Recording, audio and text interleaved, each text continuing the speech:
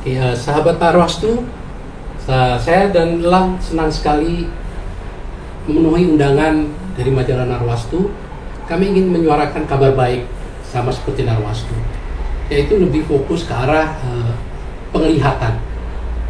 Dan latar belakangnya adalah bahwa kami menyadari begitu banyak saudara-saudara kita yang memerlukan penglihatan lebih baik, walau di sekolah maupun di tempat pekerjaan. Tapi kita mengetahui bahwa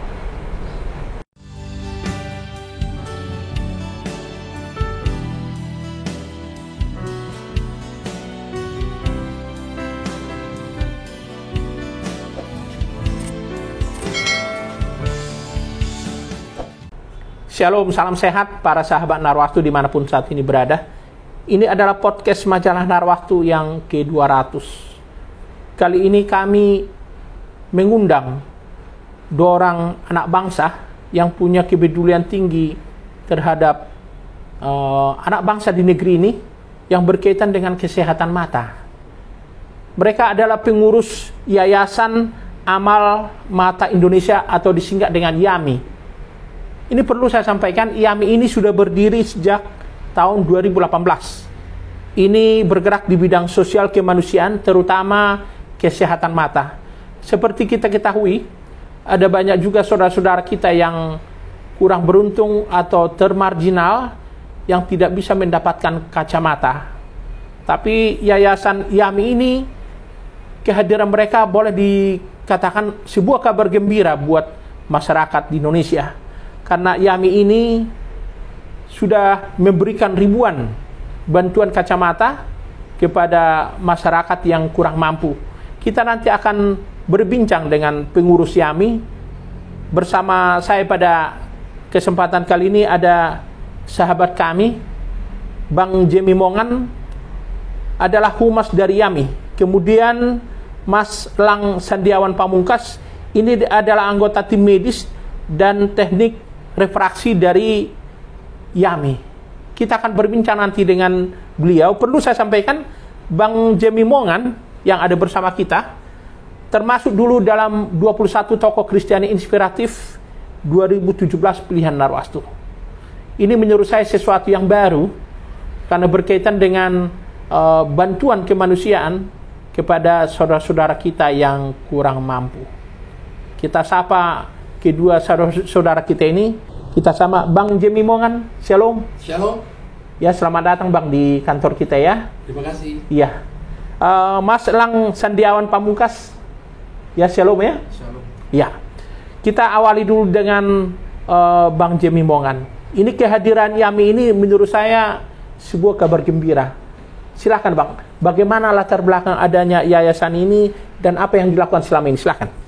Oke, sahabat Narwastu, saya dan Elang senang sekali memenuhi undangan dari majalah Narwastu. Kami ingin menyuarakan kabar baik sama seperti Narwastu, yaitu lebih fokus ke arah penglihatan.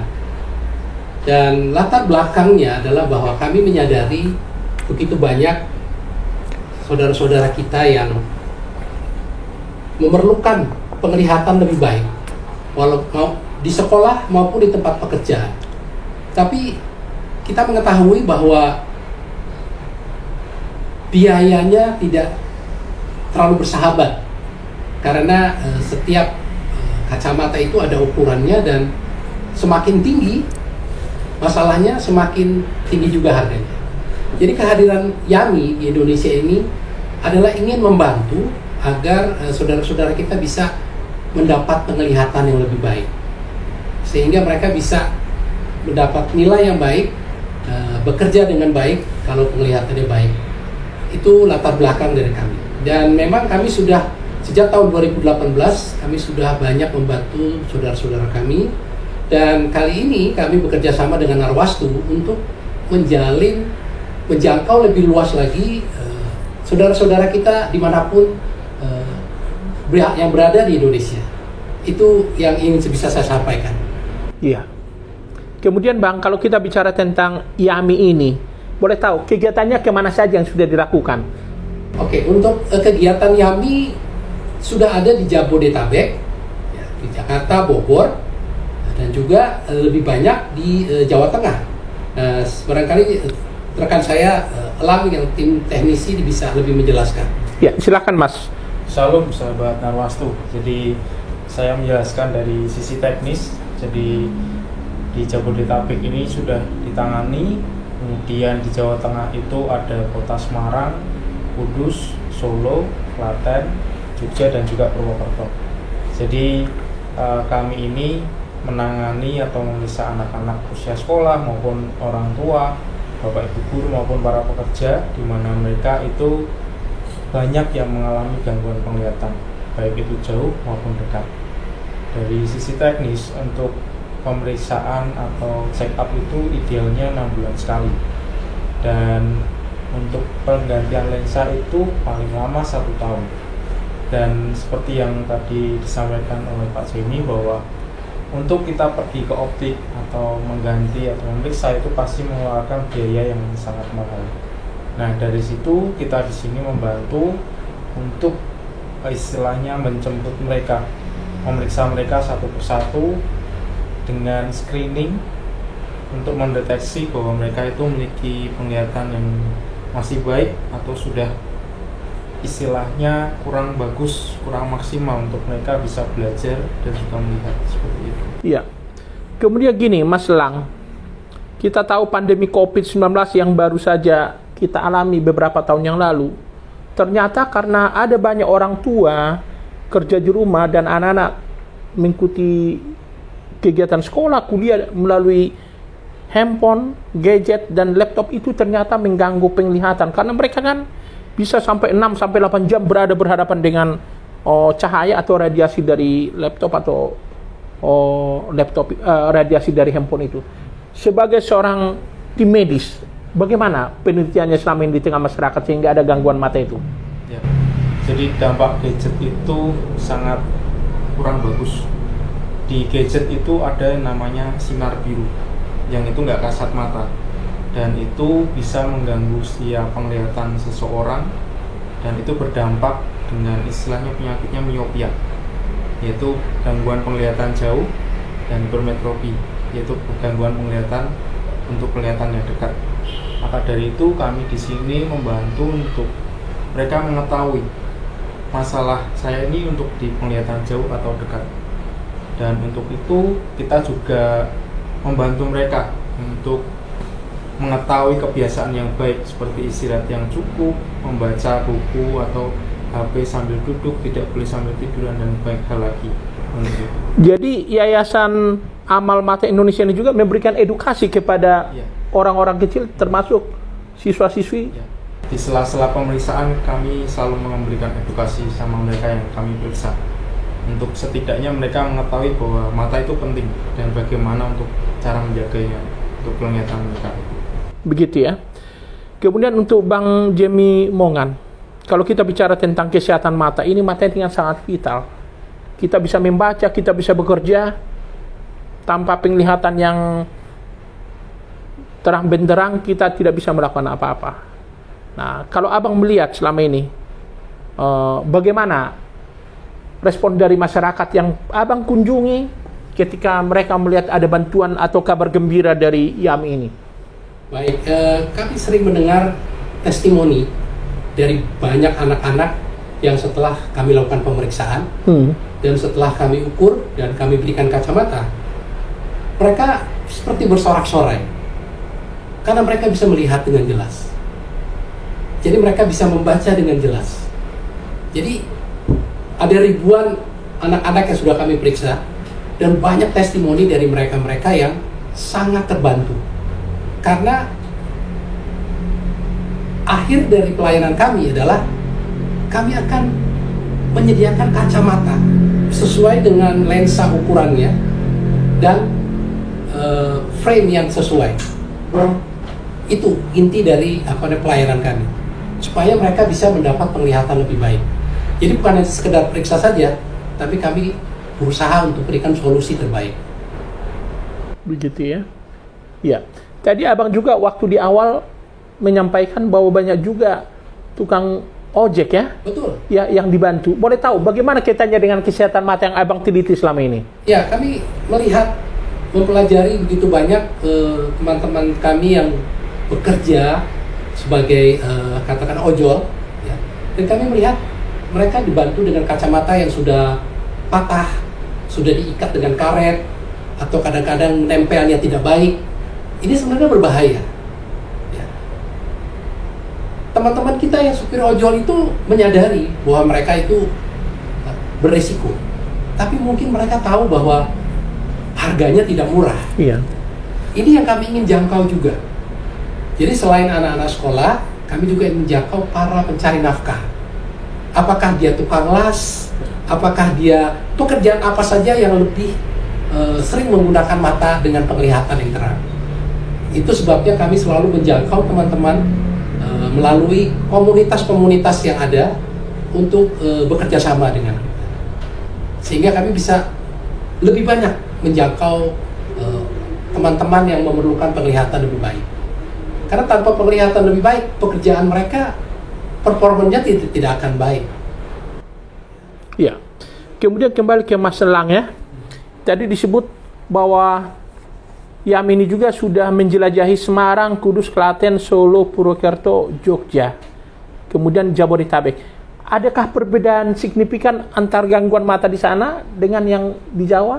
Ya. Tidak selama ini? Pasti ada. Jadi itu kebanyakan kita alami atau kita temukan waktu itu ada di Jogja. Siswa itu kelas 2 SMP, dia minusnya 15. Dan itu kalau minus 5 pun dia otomatis sudah penglihatan jarak 6 meter udah kurang bagus. Nah ini 15, otomatis saya menanyakan sehari-hari kamu naik apa? Naik sepeda. Terus apa yang kamu lihat? Ya saya cuma lihat bayangan aja. Kamu nggak takut kalau terjadi apa-apa di jalan? Seperti itu contohnya. Terus bagaimana kamu lihat papan tulis? Nggak bisa, aku pasti maju mas gitu. Terus dengan di kursi depan pun juga kadang mereka kurang maksimal karena tulisan bapak ibu guru bisa kecil, bisa besar, atau mereka kurang paham. Mereka mengandalkan temannya.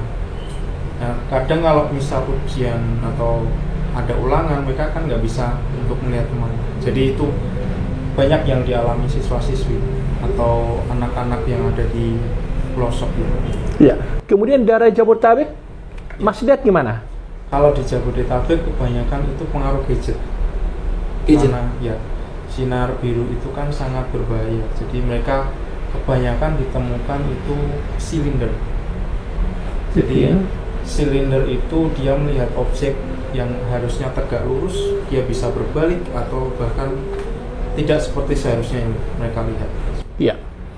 Tadi Bang Jemi Mongan juga sudah bicara tentang selain anak-anak sekolah dijangkau juga sejumlah pesantren. Bisa dijelaskan Bang kepada para sahabat Narwastu? Ya, kebetulan saat ini teman-teman kami yang mengelola pondok pesantren baik di Jawa Tengah maupun di Bogor atau di Tangerang itu sudah beberapa kali menghubungi kami dan kami dengan senang hati membantu. Dan memang kenyataannya banyak kasus karena anak-anak itu memang penglihatannya sudah tidak terlalu baik. Mungkin karena sewaktu mereka membaca atau belajar malam hari itu cahayanya kurang. Jadi tanpa disadari mereka semakin lama semakin tidak bisa melihat dengan jelas. Tapi saya ingin kembali Bang Jondro mengenai ceritanya Mas Elang mengenai anak yang punya minus 15. Itu bagi yang tidak pakai kacamata mungkin nggak bisa membayangkan. Tapi minus 15 itu paling nggak tuh seperti pantat botol. Bayangkan itu kalau dia harus beli, orang tuanya harus beli, itu berapa juta ya? Jadi dia tidak akan bisa beli. Itu sebabnya sewaktu kami datang dan membantu dan memberikan kacamata dengan sesuai dengan ukurannya, dia sangat senang. Karena dari yang tadinya abu-abu tidak bisa lihat. Nah, jadi ini kita juga membantu menghindari anak-anak kita yang sebenarnya sudah ada masalah. Tetapi kalau dibiarkan itu akan lebih banyak. selain minus dia juga akan kena silinder. Nah, tapi kalau baru minus 1,5, minus 2 itu masih baik, kacamatanya masih tipis kacanya. Jadi ini tujuan kami ini mengadakan pemeriksaan adalah bukan cuma mengobati, tapi mencegah, jangan sampai kebablasan. Jadi teman-teman kami di pesantren ada banyak sekali. Jadi pesantren itu ada yang punya murid sampai 800, sampai 700. Kami periksa semua. Dan pemeriksaan ini kami berikan secara cuma-cuma. Nanti kalau dia sudah perlu kacamata, baru kami arahkan. Dan itu mungkin nanti kita akan berbicara di sesi berikutnya tentang pengadaan kacamata sendiri. Begitu ya. Ya, Mas Lang, ada yang mau ditambahkan soal itu terkait dengan temuan di kalangan anak-anak sekolah yang berkaitan dengan masalah-masalah yang dihadapi?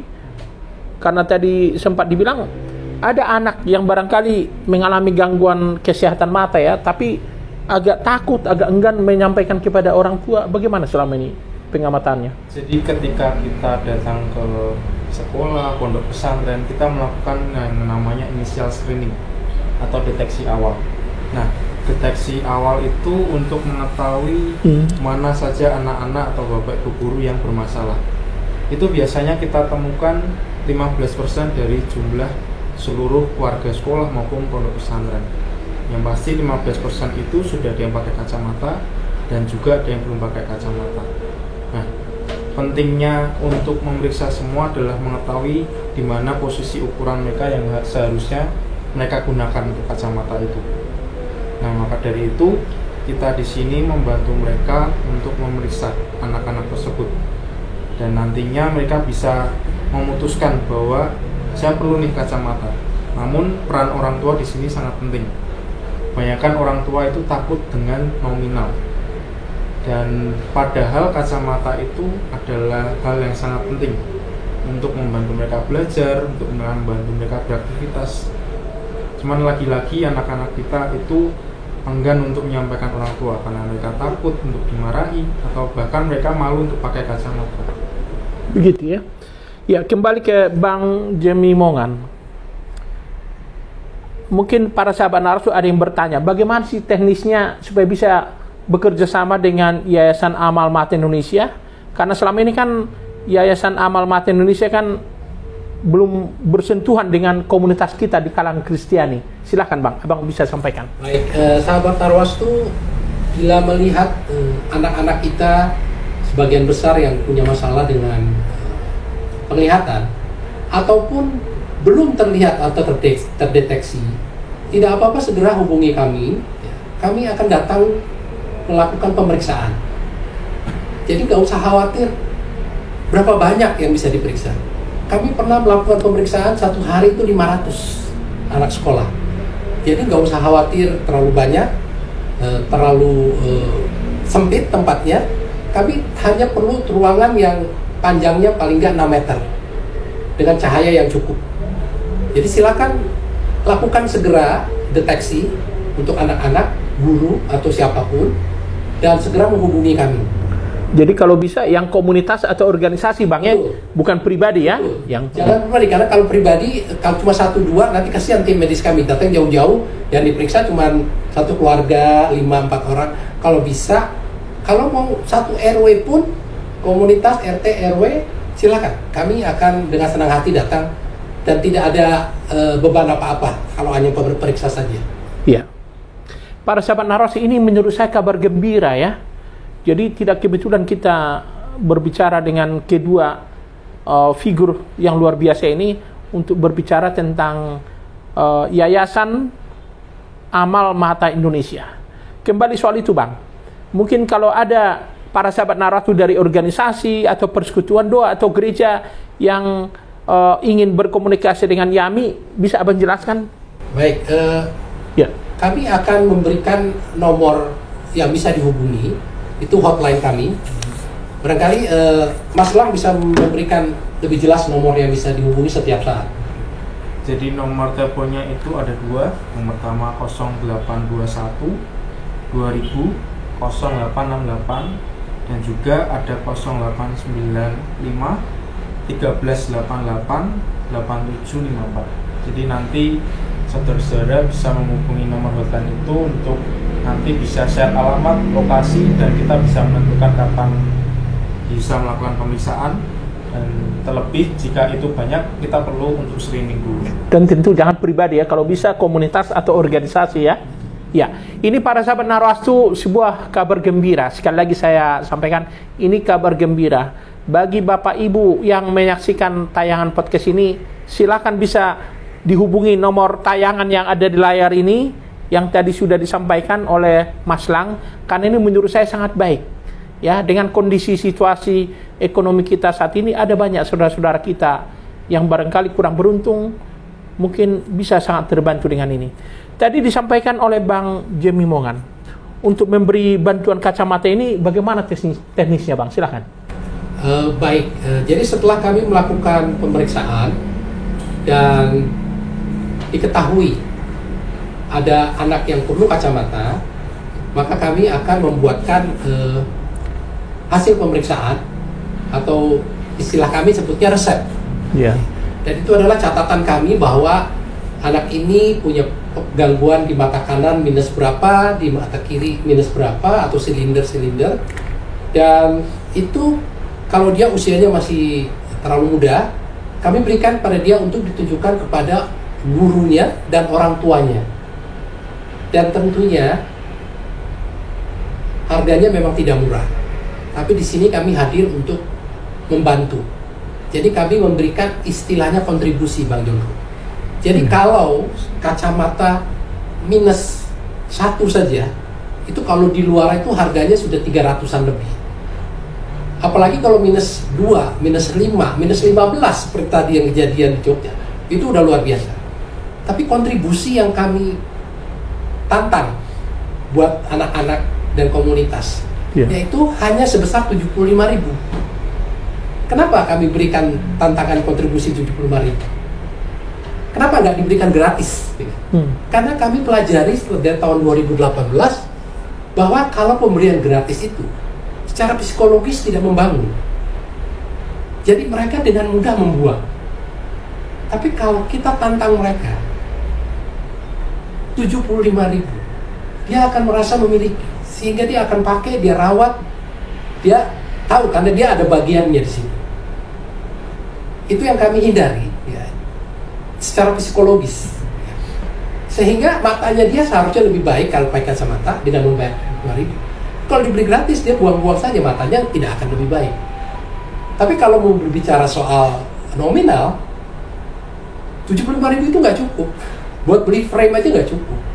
Apalagi beli lensa yang minusnya sampai 5 ke atas. Itu udah 2 jutaan. Boleh cek di mana. Jadi itu yang kami tantang para komunitas untuk melakukan itu. Masalah ada tambahan ini. Jadi saya mendukung apa yang dikatakan Pak Jemi, bahwa di sini kontribusi itu bukan untuk kami. Jadi kami di sini hanya relawan saja. Kami di sini untuk membantu mendeteksi dan membantu memiliki penglihatan yang lebih baik lagi. Kontribusi itu akan disilangkan lagi untuk sekolah-sekolah atau anak-anak lain yang membutuhkan lagi. Jadi semakin banyak anak-anak yang dibantu, semakin banyak juga mereka bisa menerima bantuan kacamata. Ya. Tapi seandainya ada kasus Bang, misalnya gini, orang yang membutuhkan kacamata ini katakanlah secara ekonomi sangat-sangat kurang beruntung, perlu dibantu. Bagaimana kebijakan dari pihak YAMI? Kami punya beberapa policy yang bukan berarti dia tidak bisa dapat kacamata. Kami akan lihat kontribusi-kontribusi dari yang sebelum-sebelumnya. Jadi mungkin kasus per kasus kami tidak akan tinggal diam. Kami akan berusaha membantu supaya ada kebijaksanaan lah, begitu ya. Betul. Kadang-kadang kami tantang juga para komunitas itu yang punya uang lebih, ya kan? Apakah mau membantu satu kacamata 75.000 untuk A, B, C? Cuma kami tidak memberitahu namanya supaya ini lebih enak dilihat, lebih elok. Cuma Bang Jono, satu hal yang perlu kita garis bawahi, bahwa anak-anak sekolah itu ini sangat penting karena nilai mereka itu akan anjlok kalau mereka nggak bisa membaca tulisan, membaca pelajaran, dan mengandalkan temannya di sebelah untuk melihat tulisannya. Jadi kita kasihan kalau kita punya generasi yang nilai akademisnya tidak bagus hanya karena tidak bisa melihat. Tetapi secara talenta, secara kecerdasan mereka cerdas. Tapi karena matanya nggak bisa melihat, ya nggak bisa bekerja kecerdasan mereka. Jadi ini yang paling penting buat sahabat Narwastu, orang tua, ketua komunitas, kita melihat ke depannya agar generasi-generasi kita berikutnya bisa bersaing secara akademis karena mereka bisa melihat dengan baik. Jadi dengan kata lain, YAMI ini juga ingin membantu pemerintah mencerdaskan anak bangsa, begitu ya? Sebenarnya begitu. Iya. Kemudian kalau kita bicara tentang respon dari tokoh-tokoh di pondok pesantren, bagaimana abang lihat selama ini? Mas Elang yang paling sering berkunjung ke pesantren, silakan. Ada testimoni yang barangkali bisa dibagikan kepada para sahabat Narwastu, silakan. Jadi kami itu setiap melakukan kegiatan kami ada dokumentasi, dan dokumentasi itu biasa diupload di akun Instagram Yayasan Amal Mata Indonesia. Jadi nanti bisa kita share untuk akun Instagram, di mana di situ ada contoh kegiatannya seperti apa, kemudian testimoni dari pihak pengurus dari pondok pesantren. Istilahnya kalau pondok pesantren kan anak-anak itu dititipkan, dan banyak orang tua yang nggak tahu perkembangan anaknya bagaimana, dan hanya pengurus pondok pesantren yang tahu kondisi anak-anak tersebut. Dan kebanyakan dari pengurus pondok itu seperti Pak Kiainya, kemudian gurunya itu menyampaikan terima kasih bahwa mereka nggak habis pikir untuk ada bantuan seperti ini. Mereka istilahnya mungkin hanya bisa mendeteksi awal, screening aja, tidak bisa tahu cara mengatasinya. Tapi dengan bantuan kami yang sudah beberapa kali mengunjungi pondok pesantren, mereka menyampaikan bahwa terima kasih banyak sudah membantu anak-anak untuk mereka bisa belajar lebih baik lagi, mereka bisa melafalkan beberapa ayat yang mereka harus hafalkan, seperti itu. Iya. Kalau selama ini Yayasan Amal Mata Indonesia ini sudah mengunjungi banyak pondok pesantren ya. Jadi dalam tahun ini ada rencana menjelajahi banyak gereja-gereja, begitu ya? Iya. Sebenarnya kami juga sudah pernah sekali atau dua kali mengunjungi gereja itu untuk melakukan pemeriksaan. Cuman kita waktu itu terhambat untuk waktu dan teknisnya seperti itu. Semoga di tahun ini dengan kita bekerja sama dengan Narwastu bisa mengembangkan lagi untuk komunitas Kristen bisa di screening atau diperiksa juga. Begitu ya. Bang Jimmy Mongan, saya mau tanya juga nih, bagaimana respon dari pemerintah dengan adanya kegiatan seperti ini? Karena ini kan sangat membantu pemerintah dalam upaya mencerdaskan anak bangsa dan juga menjaga kesehatan warga, apalagi di tengah situasi ekonomi saat ini yang tidak baik-baik saja. Ya sebenarnya harapan kami, mimpi kami adalah kami bisa bekerja sama dengan Kementerian Pendidikan dan Kementerian Kesehatan dan Kementerian Sosial, karena program kami ini tidak mengganggu anggaran mereka. Yang kami minta hanya adalah rekomendasi, rekomendasi dan istilahnya diperkenalkan dengan banyak sekolah. Ya, kami sangat ingin sekali bekerja dengan dinas pendidikan di setiap kota, sehingga dengan himbauan dari kepala dinas pendidikan, kepala sekolah itu lebih aware terhadap program ini. Karena kami nggak bisa langsung masuk, ya, ini kan lebih sensitif karena takutnya ada program-program yang berbenturan dengan pemerintah. Itu sebabnya mimpi kami adalah kami bisa bekerja sama dengan ketiga kementerian tadi, Kementerian Sosial, Pendidikan, dengan Kesehatan. Karena percayalah, program kami ini tidak mengganggu anggaran mereka. Begitu ya. Malah bisa diatur seperti CSR, Corporate Social Responsibility. Nah, itu sebenarnya lebih baik. Itu aja yang harapan kami. Memang kami belum bekerja sama dengan pemerintah, karena kami mungkin perlu menunjukkan usaha kami dulu sudah sekian banyak, sehingga bisa mendapat perhatian dan kerjasama dengan pemerintah. Ya, sebagai penutup, ada Mas Elang yang mau disampaikan kepada para sahabat Narwastu dengan keberadaan Yayasan Amal Mata Indonesia ini? Silakan. Mungkin dengan kita membagikan perbincangan hari ini bisa menambah untuk lebih aware lagi untuk orang-orang sekitar kita maupun anak atau saudara kita, kalau mereka sudah kesulitan membaca baik jarak jauh ataupun dekat, mungkin segera untuk menghubungi hotline kami supaya kami bisa menindaklanjuti dan tetap jaga kesehatan mata Anda semua untuk menjaga kebiasaan yang baik setiap hari. Ya, ada lagi Bang yang mau disampaikan kepada sahabat Narwastu? Silakan. Ya, memang penglihatan itu tidak bisa terdeteksi. Ya, para orang tua mungkin lebih tahu bahwa anak-anaknya di rumah itu ada masalah dengan penglihatan. Ya, jadi saran kami adalah cobalah dilakukan kegiatan yang menarik yang tanpa disadari oleh anak-anak kita bahwa mereka sedang diperiksa matanya. Apakah perlu penanganan khusus atau tidak? Dengan adanya program dengan Yayasan Amal Mata Indonesia, sahabat Narwastu tolong sampaikan bahwa biaya bukan jadi masalah. Karena kalau berpikir sudah ratusan ribu, punya 3 anak berarti jutaan, kita tidak ke arah situ. Kita ingin menjangkau sebanyak-banyaknya menolong orang-orang yang memerlukan penglihatan yang lebih baik. Jadi jangan berpikir dulu soal mahal, jangan berpikir juga biaya. Yang penting lakukan dulu langkah awal, pemeriksaan. Biaya itu bisa kita cari, tapi yang penting kesehatan anak-anak dan pekerja supaya bisa menghasilkan pekerjaan lebih baik. Gitu ya. Baik.